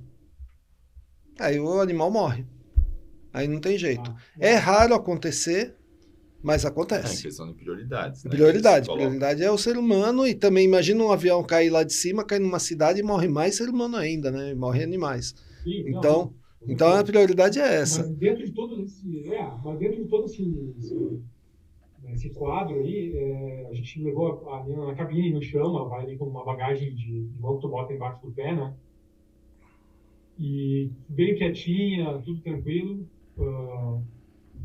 Só Só no aeroporto de Salgado Filho, em Porto Alegre, teve uma emergência lá no banheiro, mas aí a gente já foi sorte, né? Porque a gente pôde limpar no aeroporto na saída, e aí já foi limpinha a caixa e tudo certo. Então, aos trancos e barrancos, um pouco tenso, assim, mas foi tudo tranquilo. A gente via gente com 3 gatos. E ela se adaptou fácil no teu apartamento? Nos primeiros dias a gente brincava, assim, nos primeiros tempos, não dias, ela ficava buscando um portal para Porto Alegre. Né? Pulsando a casa, assim, imaginando que ia ter uma janela, acho eu, né? Ia sair lá no pátiozinho, ia sair lá no apartamento, lá em Porto Alegre. Mas hoje ela tá super bem adaptada, ela curte, ela fica lá na caminha de janela dela, olhando os esquilos, olhando os gatos na rua. A gente deixa ela sair com coleirinha, ela sai no deck, com o deck lá fora, para ela pegar um ar, né? E, na verdade, nesse sentido, a vida dela ficou um pouco mais ampla aqui em Porto Alegre. Em Porto Alegre, ela ficava restrita ao apartamento. Tinha um pátiozinho também, mas ela era menor. Mas e como é? Você já precisou de serviço veterinário aí? Agora a gente vai precisar por as vacinas.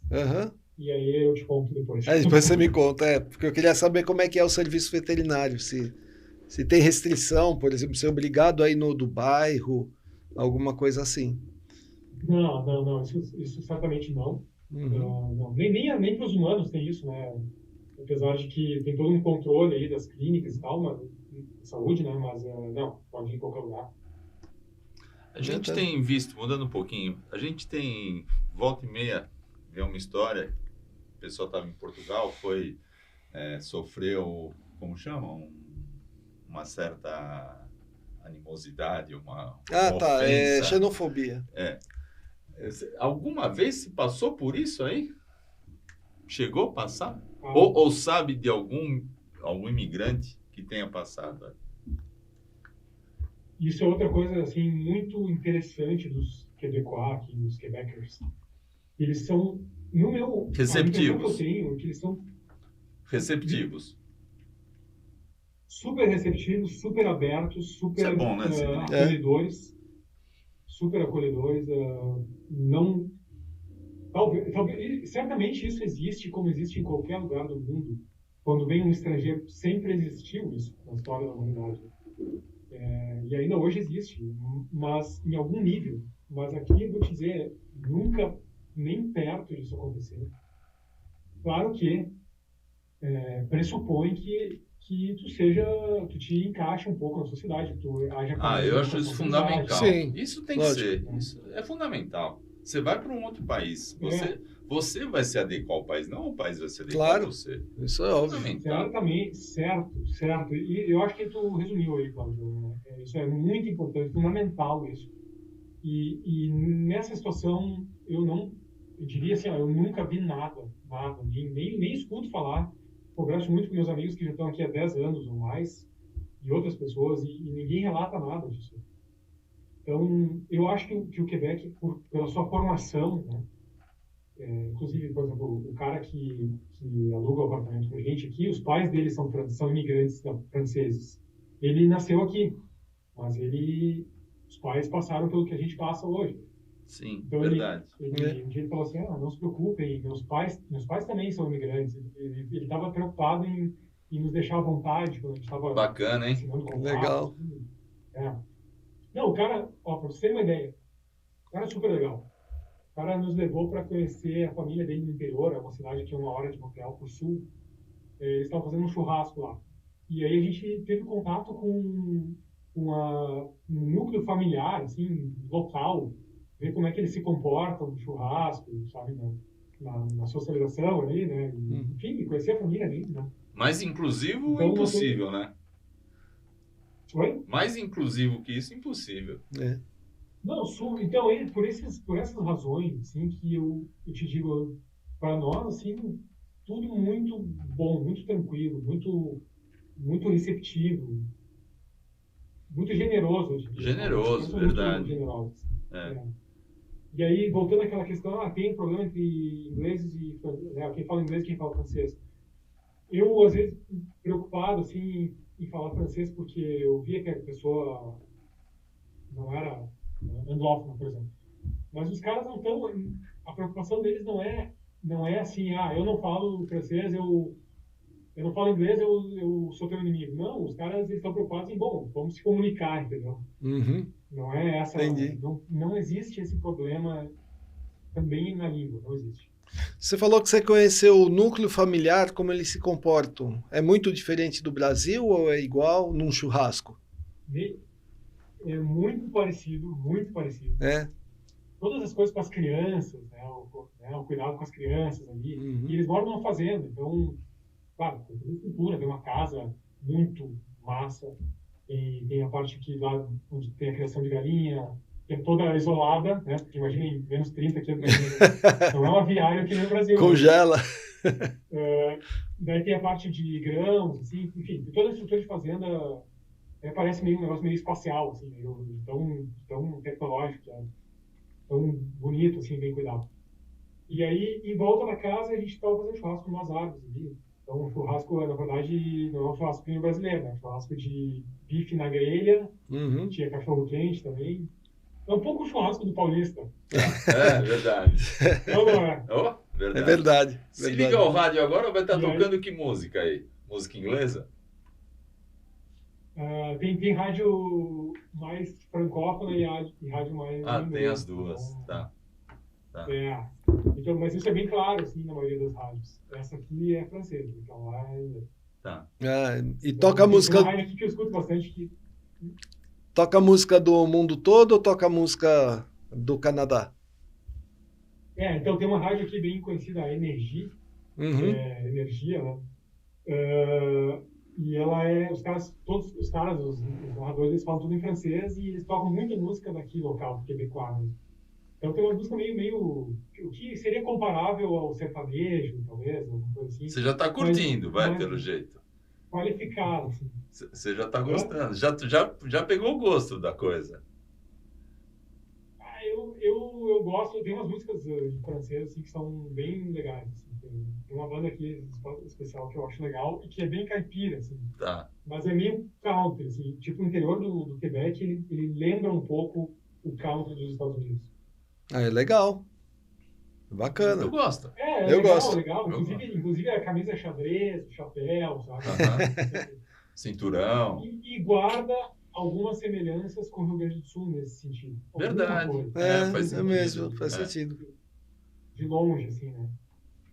E tem uma coisa que é muito, muito interessante aqui, que é muito parecido com o sul do Brasil, que é esse sentimento separatista. Uhum. Que a gente vai encontrar em Barcelona, que vai encontrar no País Basco, na Espanha, né? Que vai encontrar em outros lugares do mundo, e que tem muito forte no Quebec. Inclusive, teve um plebiscito aqui em 90 e poucos, que quase, a diferença foi menos de 1%, se não me engano. Nossa! Entre a decisão era ser um país independente ou continuar pertencendo ao Canadá. Então, isso é muito semelhante a alguns movimentos que tinha no sul do Brasil, como um todo, não só no Rio Grande do Sul, de separatismo.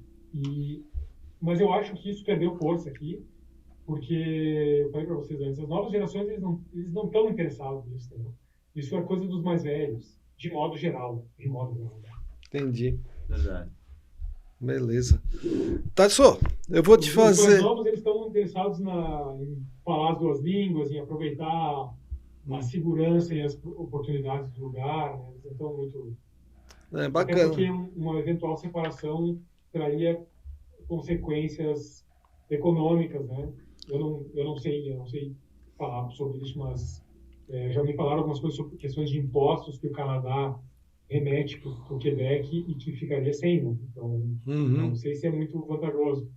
Você só um pouquinho assim, as pessoas que ficaram aqui no Brasil, você se comunica com você e sua esposa toda semana, todo dia, todo sempre? Com os meus pais, né? Com os meus pais eu falo acho que semanalmente, mais ou menos, assim, né? Ou a cada 2 semanas, talvez. Mas, enfim, o WhatsApp ali, mensagem curta, bastante. Tem os grupos de WhatsApp dos amigos, eu falo bastante com eles. Então, assim, o fato é, eu falo com muitos deles com a mesma frequência que eu falava no Brasil e da mesma maneira que eu falava no Brasil. Porque vários já não estavam mais em Porto Alegre. Eu tenho um amigo que está em Brasília, Os médicos, principalmente meus amigos que estudaram comigo no segundo grau e são médicos, saíram de Porto Alegre, foram para o interior do Rio Grande do Sul ou para outras cidades. Um está em Natal, o outro está em Brasília. Agora, é claro, eu perdi convivência assim, com amigos próximos, isso pesa. Por exemplo, eu jogava futebol lá com um grupo de amigos, futebol de várzea, futebol de campo. Todo sábado, e isso era muito bom para mim. Essa convivência, essa função do final de semana ali. E que eu substituí, de certa forma, aqui o futebol. Eu tenho, mas eles não são meus amigos, mas eles são de amigos recentes. Então, é diferente. Não tem uma história de amizade. Não existe. Né?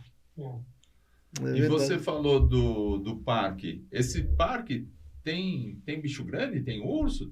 Vocês têm? A flora, a fauna aqui na cidade, ela é muito interessante. Ela se resume basicamente... Claro, tem muitos animais, tem pássaros, aves migratórias, tem até reservas para isso aqui perto. Mas é basicamente o que a gente recebe de visita aqui é esquilo, tem muito esquilo. Mas muito raccoon também, que é o guaxinim. Português, né? O raccoon aqui, que eles são grandes, pesados, assim. Grande quanto? Você falou grande? Assim? Pô, uma cabeção assim, ó. Verdade, tudo cabeça? isso? Caramba! Então tem o quê? Eles são redondinhos, assim. Mas tem o quê? Tem uns 50 centímetros? Um dia, tem uma grade aqui, não é uma grade, uma treliça que divide um apartamento do outro, e eu vi ele escalando pelo lado de fora. Que bonitinho. Eu vi ele em pé. Ah. Não, a mãozinha, assim, os caras, é muito bonitinho. Só que o problema é que eles transmitem algumas doenças, então é bom não fazer muita amizade com ele. E aí, em pé, ele tem, sei lá, a altura de um tronco humano, assim. Nossa, é grande, hein? Grande. Pô, dá medo, então, encarar um desse, né? Não, e eles não têm medo de gente, eles enfrentam. É bom não brigar com eles. Bom não arrumar encrenca. Isso tem aí, tá? Isso tem bastante. Interessante, bacana. Interessante. Muito bom. Você estava falando do separatismo, né? A gente está em 2024, logo depois das enchentes lá no sul. Você acha que, você conversa com seus amigos, conversa com familiares, você acha que está com um sentimento maior agora de separatismo?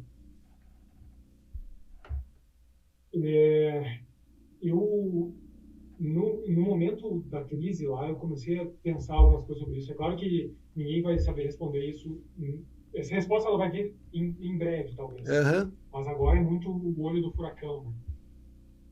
O que eu achei assim, que as pessoas se deram conta de que elas são capazes de gerir uma catástrofe, assim, bem ou mal, porque isso pegou todo mundo de surpresa e tu não tem como te organizar em 2 dias, né? É uma coisa violentíssima, assim, comparável à que existiu em 1941, em Porto Alegre. Só que hoje em dia a diferença é que as manchas urbanas se espalharam muito mais. Elas estão em áreas alagáveis que antes não estavam, né? Então, claro, tem outros fatores aí envolvidos, tem a questão do dique, do sistema de bombas que falhou lá e tal, mas basicamente é uma questão cíclica e que dessa vez aconteceu 80 anos mais tarde. Ou seja, quanto a população cresceu em 80 anos. Sim. Né? Enfim, e aí as pessoas se organizaram lá e pessoas comuns pegaram o que tinham, seus barcos, jet ski, carro, e fizeram as doações e tal. Então, nesse sentido, eu espero que as pessoas tenha crescido nelas um sentimento de poder, assim, de força, né? Se isso vai acontecer, é que nem a gente falava da pandemia, né? A gente falava que a pandemia, as pessoas vão ficar melhores depois da pandemia. Eu não falava isso, não. Eu não falava isso, não. Eu falava, a pandemia vai piorar o ser humano. E eu acertei. Eu acertei. E eu acho que sim. Eu acho que sim, eu acho que tu acertou, porque hoje, depois, conseguindo olhar com um certo distanciamento, que é o que nós vamos fazer com a enchente do Rio Grande do Sul em algum tempo, me parece que, basicamente, a gente só teve prejuízo. A impressão que eu tenho é que, assim, o Sul sempre quis ser separado do Brasil. Eu espero que eles queiram levar São Paulo junto, mas, brincadeira, gente, é só uma brincadeira. O que eu imagino é que eles perceberam que não precisam do governo. É isso que eu acho que perceberam. E isso daí é perigoso. Isso é perigoso. Porque aí, assim, se a gente não precisa do governo, por que a gente está alimentando o governo? É o que podem estar pensando agora.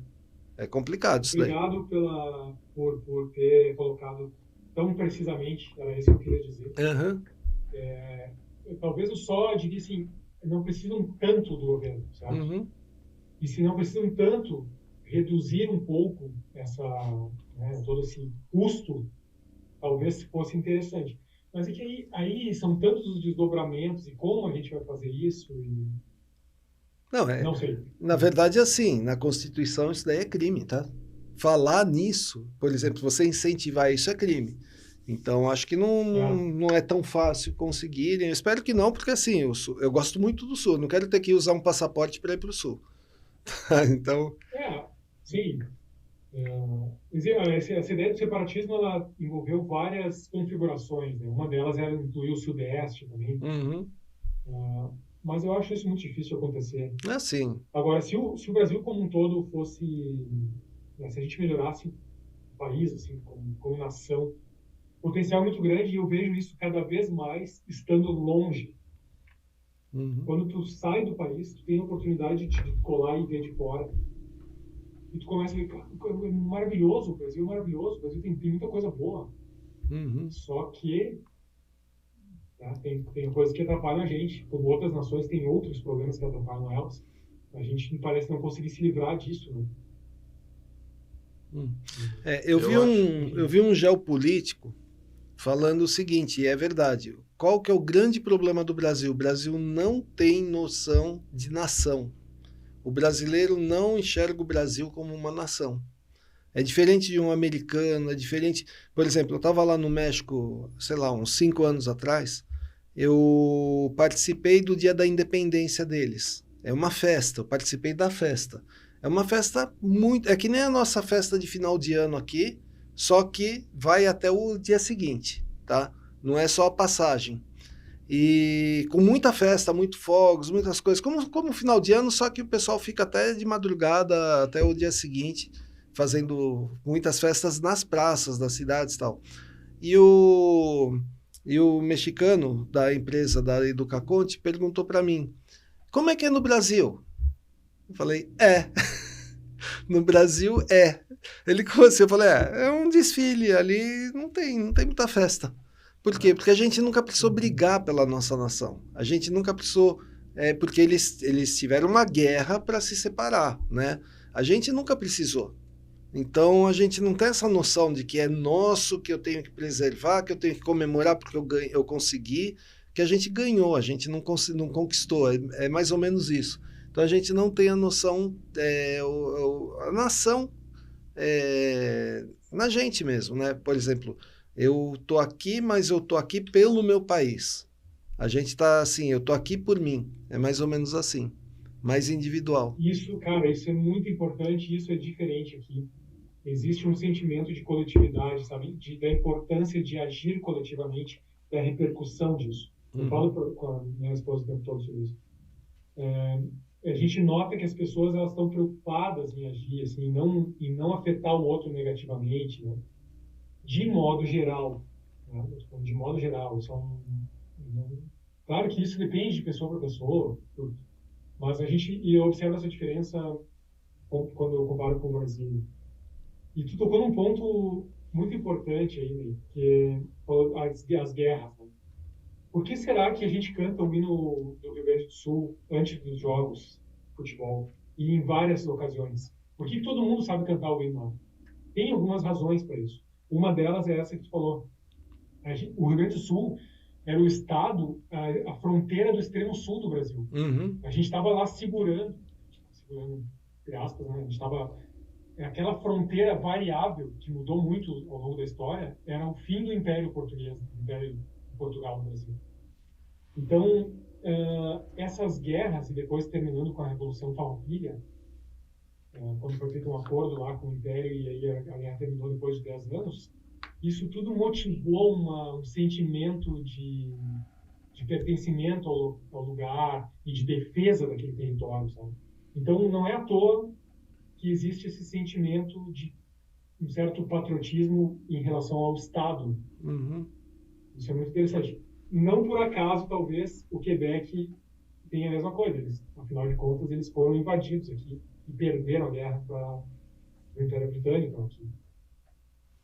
Entendi. Então, essas coisas, elas perduram por muito tempo na história do país. Uhum. Tarso, se você está acostumado a ver os nossos podcasts, você já sabe que eu vou te fazer 3 perguntas agora e você responde o que vier na tua cabeça, tá? Vamos lá. Um desejo. Ser pai. Opa. Futuro. Como? O futuro. Futuro.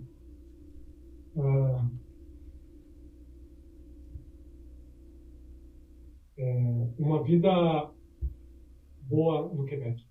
Opa. E indica um livro aí para o pessoal. Recentemente, teria alguns na cabeça, mas eu vou falar do último um dos últimos que eu li, porque ajuda muito a entender assim muita coisa da história da humanidade, não só da história da humanidade, mas da própria vida da gente, que é um best-seller do Yuval Harari, Sapiens, em inglês, né? Sapiens. Acho que a tradução em português é Sapiens só. Ah, legal. Vocês certamente ouviram falar. Uhum. Ele é um historiador e ele fala da história da humanidade desde os primórdios até o momento. E isso nos faz entender por que, por exemplo, como é que funciona uma ideia de nação, todas essas histórias em torno das quais o ser humano colabora. Por exemplo, cristianismo, é um exemplo. Então, durante séculos, até hoje, as pessoas colaboram em torno de uma religião, poderia ser outra religião qualquer, e constroem catedrais, cidades, a sua vida, tudo em torno daquela história, né? Por exemplo, eu poderia pegar um outro exemplo, o Brasil. O Brasil é um país, mas de fato, na realidade, o Brasil não existe. O Brasil, o território da América do Sul, ele se estende até a América do Norte, lá, até a América Central. E o que diz que o Brasil é um país é só a cabeça dos seres humanos, né? É só o que a gente tem, essa história criada. O Brasil é uma nação, que tem uma constituição, que o território tem certos limites. O dinheiro, por exemplo, é outra história. Né? O dinheiro é só um pedaço de papel, mas na nossa cabeça uma nota de 100 vale 100. Entendi.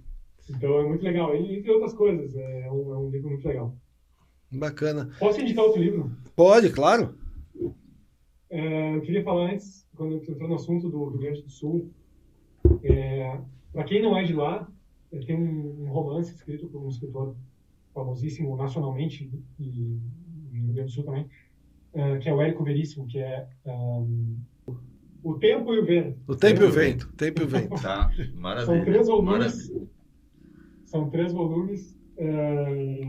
E o primeiro eu recomendo, porque fala toda essa história de formação do Estado, que antes era uma província, e das guerras e tal, escrito em forma de romance, um magnífico livro, magnífico. Quem quiser saber um pouco sobre a história do Rio Grande do Sul e do Brasil. E muito legal. Assim. Um livro antigo já, um livro do início do século passado. Tem um que é da Guerra das Farroupilhas, né? Que é um certo Capitão Rodrigo. O Capitão Rodrigo é um personagem do... Claro, o Capitão Rodrigo é um personagem do Érico Veríssimo. Sim. Virou novela depois, minissérie e tal. Isso mesmo. O Capitão Rodrigo é um personagem clássico. É clássico. Ele que diz aquela frase, quando ele entra no bar, assim, ele fala: Buenas que me espalho, nos pequenos dou de prancha, nos grandes dou de talho. E aí o cara que estava no boteco já ficou irritado, né? É uma frase um pouco agressiva, assim. A prancha é o lado da espada. E o talho é a lâmina, né? E... Os pequenos dou de prancha, os grandes do detalhe.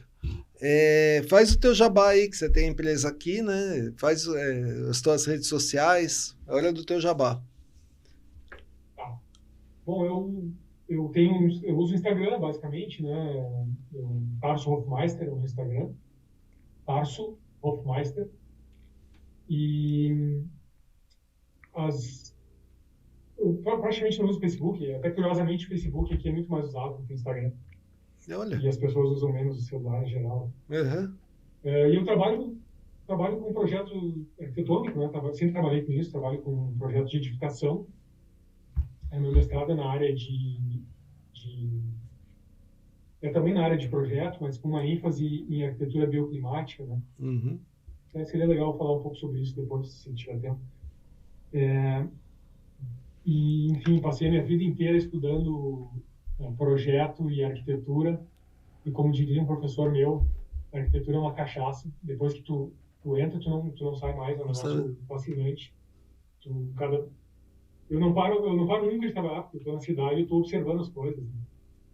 Acho que todo arquiteto é assim, porque esse é o material que extrai muita informação disso, né, de observar, além de estudar. Então, é isso. E aqui eu pretendo... Eu vou manter meu escritório aberto no Brasil bastante tempo. Aí. Certo. Volta e meia eu trabalho com uma colega, a arquiteta Cristiane Laval, que é uma baita arquiteta, e a gente deu muito certo junto. Só para dar um contexto, assim, antes disso, anos atrás, eu tive outras sociedades e tal, as coisas sempre estavam mais ou menos e tal, e uma hora encaixa. É muito importante, principalmente em áreas de criação, assim, em setores, né, profissões que envolvem criação, tu ter uma parceria boa de projeto. E a gente deu muito certo, a gente desenvolveu vários projetos grandes, inclusive recentemente. E uma das coisas como imigrante, assim, que eu me ressinto um pouquinho, é que justamente quando o escritório estava super indo bem, a gente teve que tomar a decisão de vir para cá. E, enfim, o escritório continua lá, continua indo bem, só que é claro que com um certo afastamento, eu me divido um pouco entre as duas coisas. Né? Entendi.